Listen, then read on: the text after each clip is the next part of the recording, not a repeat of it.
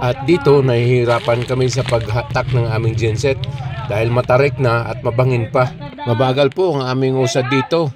Dahil kunting pagkakamali namin dito, yung genset namin pulutin doon sa pinakailalim ng bundok.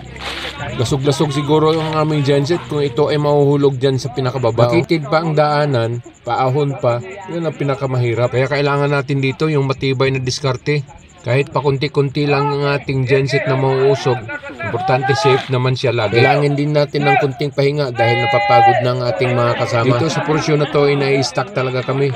Dahil sa nabulaho po ang isang paa ng ating genset. At dito sinabihan ko yung ibang tao na magtutulak at magsisikwat doon sa likuran para maahon tong isang paa. At sa wakas umusog naman siya ng kunti. Kahit kunti lang panalo na. At binago ko ang paghila ng ating mga tao.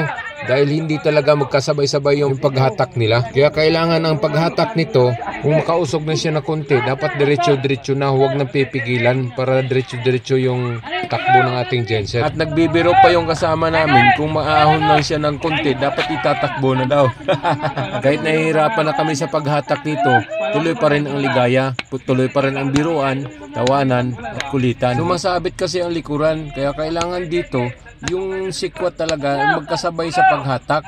Hindi kasi nagkasabay-sabay kaya ganun ang nangyayari, hindi makaahon. At saka yung taga-sigaw natin na 1, 2, 3 dapat malakas din para malakas din yung hatak ng ating mga kasama. Oy, ayan na nga, sinigawan ko na ng malakas pero ganun pa rin, hindi pa rin sumasama si genset. Kaya ang kailangan dito, magmerienda muna. Merienda muna tayo.